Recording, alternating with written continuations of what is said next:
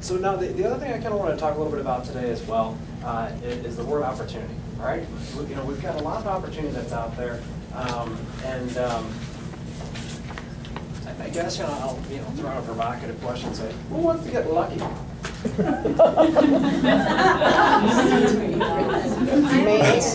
Nick's like, I do. So here's the deal. What's the definition of luck? What's the definition of luck? Where opportunity meets preparation. You guys catch that one? Where opportunity meets preparation. There's a lot of growth going on in the organization, and there's a lot of push to go ahead and even move at a more rapid pace. What I'd like to do, so that's one part of the equation, right? So the other part is what? Preparedness, right? What are some of the things we can do to help prepare ourselves, to leverage ourselves to be able to take advantage of some of those opportunities should we want them? We don't even know what we want them, but just to explore it. What do we got to do? Would training be something that might be a good idea to plug into? We had something that came in town over the last few months, Bold Leadership. And I just wanted to, Stephanie and Will had a chance to go ahead and go to that. And I encourage anybody that when that thing comes back around, I'd love to see a charge in that. But it was a little bit different than the Bold that we have every October. Stephanie, tell me a little bit about your experience with the Bold Leadership stuff. I think what's a little bit different about it is it's for leadership, but it's also she does a lot of exercises, like a lot of one-on-one exercises. So when you say leadership, do you mean just staff or agents? It's everybody. It's so you mean as an agent, I'm a leader? Absolutely. How am I a leader as an agent? Well, in fact, I just pulled up from the book is the 5 pillars of leadership is influence, trust, mindset, energy, and vision. You guys, please write this down, because here's the critical piece. I got a lot of people in this room that are looking to build teams or leverage themselves in one capacity or another, and some of us are scratching our heads saying, why isn't, I turn around and nobody's following me. You guys ever experience that? You turn around and nobody's following you. I mean, are you a leader if nobody's following you? No. Right? Just 5 critical keys. Influence, trust, mindset, energy, and vision. And do it again here. Influence, trust, mindset, energy, and vision. You guys catch that? And what was interesting about that is then he came up with different leaders under different categories, like, Diana Kokoska and John Davis fall under energy, which to me, Bonnie would fall under energy. So right. She's a leader in energy, and people flock to her for that energy. They're attracted to that. Right. Then there's people that are trust. There's people that are influence, mindset, energy, and vision. And you have to have a little bit of both, but some leaders, she was saying, is that you focus on that. Some people are just influencers, and like Donald Trump, John Maxwell came up. Trust was Mother Teresa. Mindset, Vince Lombardi and Diana. Vision, Steve Jobs, Gary Keller, people like that. So it's just, there's different types of leadership, but those are the main pillars is what I really got out of that. Yeah, I mean, you guys kind of catch that? I mean, like, leadership versus management. Management, you can manage things, you can't manage people, right? Leadership, I mean, people are attracted to what you're doing and what your vision is, and whether it's trust or energy or whatever some of the pieces there are. I thought that was an interesting piece. That's pretty cool. What was one of your favorite concepts that came across there that you're just compelled to share? Concept, do you mean by one of her exercises? Well, any of the, one of your ahas that you took away from it, or? I think a lot of it was with the negative and positive energy, because she's got a background in, what is it, physics? Neuroscience or something like that. But the exercise to me was that the energy that you give out is the energy that you give back. And they had a person up front, and they had her back to us, so she was them. They had their arms up like this, and the whole audience thought good thoughts, good thoughts, good thoughts, okay? When they did, she could not press her arm down, okay? But then when the audience, and I'm telling you, it sounds a little, creepy TV, but everyone was supposed to think negative thoughts about the person. I mean, just negative. I mean, negative energy filled the room. And she just put and he was a 250-pound football player, big guy. And she, that negative energy flow really got to him. And it was amazing because you're like, this can't be true. But we saw the exercise. Yeah. It wasn't like she was telling him the words we were saying. It was all the energy. So what you give out is what you give back. Yeah, I mean, have you guys ever walked into a room and you can just cut the tension with a knife? Yes. You can hear that's slang, right? Yeah. I mean, that's because they're just radiating that negative feel, right? You know something's up, right? Right. That's kind of the whole point. So now, the theory behind that is that, you know, whatever you're portraying is what you're going to attract. Right. I mean, how many people have started out their day being like, oh man, it's going to be such a horrible day, it's a horrible day, horrible day, I don't want to get out of bed, I don't want to get out of bed. And then what does it turn into be? Horrible day. It's a horrible day. You manifested that, right? Mindset. It is. You know, and one of the things she said too is that logic doesn't, because she talked about like the head and the heart too. She said logic doesn't move people. People may not remember what you said, but they will remember the way you made them feel. So she says use logic and emotion. And really, if you use logic and emotion, it's a lot better than selling or telling. That's a great concept. How can I use that as an agent? For motivation. The motivation? Yeah. Send someone a thank you with the job they did. It makes them feel good. They'll remember and want to do a transaction with you later. I guess I remember this one. People buy with emotion and justify with the evidence, right? You know, so I think that that's a pretty critical piece, right? I mean, that's with any purchase that anybody's going to make. So I think they're going to buy with emotion. You got to get them emotionally charged about something in order for them to go ahead and be compelled to write any sort of a contract. Would you guys agree with that? Right? So I think that's a pretty critical piece. Awesome stuff. Anything else you kind of compelled to share, or you kind of give us some of the stuff there? You know, the other thing was the empowering questions. Tell me about that. The pyramid of the why, the how, the what, and the who. Yeah. Ooh, all right, so can I kind of frame this a little bit? So to me, this was probably one of the biggest things that I came across in this session. One of the reason being is because, you know, you get a lot of folks say, well, I asked that, or I did that. You know, I said that, right? Do words matter? Yes. Go. Well, the example was it was an agent in the market center that really wanted to get a builder. So he kept coming into his team leader saying, why am I not getting this? Why is this not working? So using the victim mentality, the why. So then they went back and said, how can I get better? So that's the creative. Okay, so it takes less energy, where the victim mode takes a lot of energy. Then the what was called the action. It was specific. What could you do to get them to call you? So it's like, you know, what can you do? It's measurable. And then the who was, who do you have to become that the builders will call you back? So it puts it back on you. Who do I have to become? So that's more better educated about the buildings, the construction, you know, what's going on. Because it says, you know, who's your who? Because that's going to be your 5 biggest wealth builders. Who's your who? That's your 5 biggest wealth builders. Big outside voice. Who's your who? That's your 5 biggest wealth builders. Like, who do you want to get in a relationship with? Who do you want to get to meet?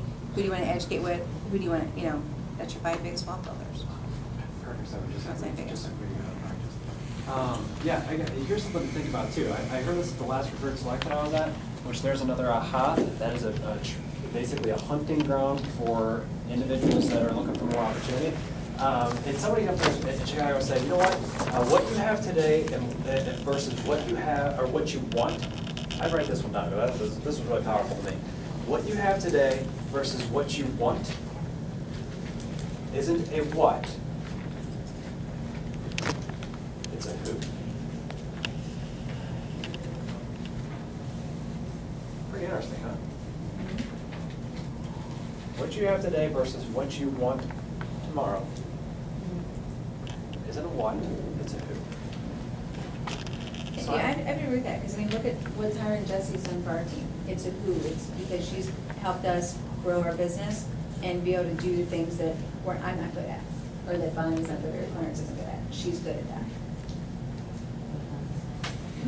I totally agree. I totally agree. Repeat it one more time. What you have today versus what you want, you put any sort of time on it. I think the gentleman just used an arbitrary day or whatever. What you have today versus what you want isn't a what, it's a who. And I wish I could give that person credit, but I don't know their name. Confucius, yeah. It's a who. Unknown, right? So guys, The irony there's of a couple that. things that, you know, I want to kind of keep, you know, making sure that we highlight some of the different training that is really devoted at those advanced tools, those things, those nuances of leadership and that sort of thing. Because whether we have a team or not, I know we talk a lot about teams and organization, but even, you know, as an individual agent, do we have a team of people around us? Yes. You bet, right? You know, are we leading our clients By the way, leading our clients versus selling them is probably a good idea. Correct. So if we're leading our clients, might we want to go ahead and know some of the leadership nuances on how to be able to do that most effectively? So we'll make sure we're highlighting that stuff.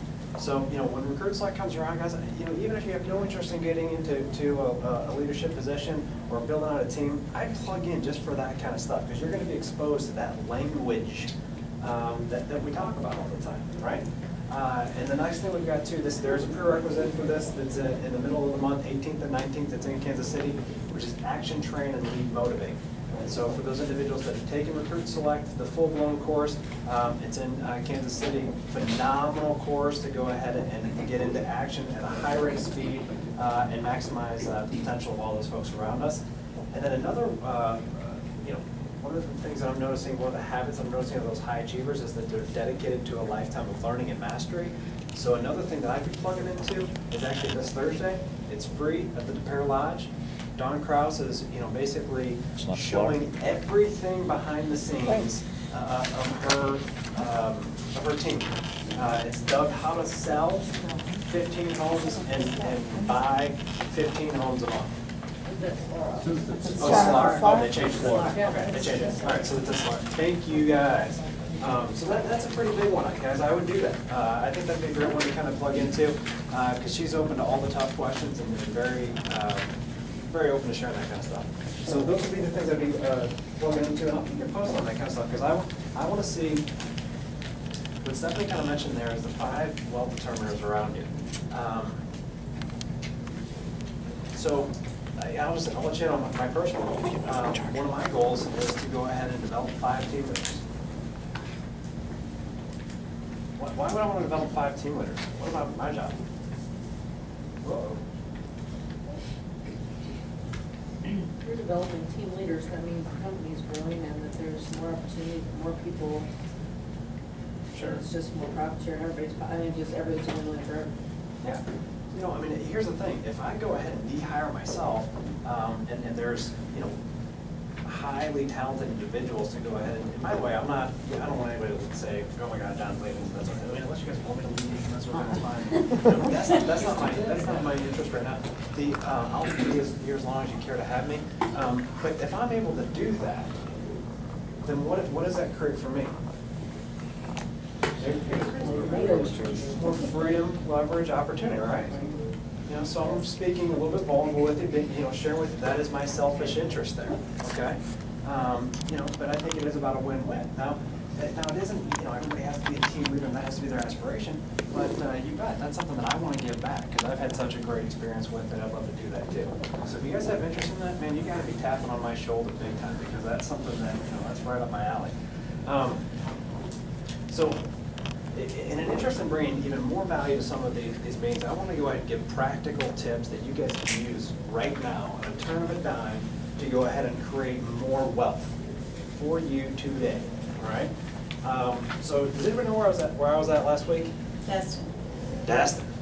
I love all you guys. Here's what I'd love to do. I'd like to take everybody in this office and all go down to Destin. You guys cool with that? Is that good? That'll be the fall party we'll have them throw for us. Yeah, there you go. Oh, yeah, St. Carl's. Still have that picture? I do, actually. Oh, man, everybody loved that. That's great. So here's the deal. I stayed at a little place off of 30A. It's called Watercolor, okay? And while I was down there, they just bombard you with literature about, all the stuff that you can buy down there and all that sort of thing, right? And so here's, one of the there's probably about 5 or 7 magazines that they send out, right? Here's one that really caught my eye to the point where I had to go ahead and talk to the guy. I had to talk to the guy, okay? This is actually, I'll pass this around, and I made a copy of what I thought was really a great job of using the 800 call capture number. But I'll pass this around so you guys can kind of see the book a little bit. So I ended up calling, it's the guy, he runs Destin Real Estate Company. Does anybody know what a 1-800 number is? Somebody explain that to me. What is the call capture number? A 1-800 call capture number? When someone calls from, driving by, or like that pamphlet probably has the number on there and they call, and it captures their number, so most likely a potential buyer or someone looking to live, but mostly buyers. And then you capture that number on your phone Yep. or email. Yep.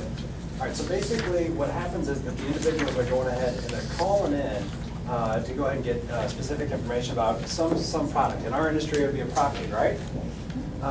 And you know, there's a thin bait to getting those individuals, an incremental commitment, if you will, to get those individuals to go ahead and contact you. The reason that they would call you is one word, it starts with a C. I'm curious. Curious, right? So, you know, here's the thing. I've seen the 1-800 number be dabbled with in this office, and now that we're going ahead and really focusing on, you know, getting our listing inventory up, would you guys be all right if you guys attracted at least one qualified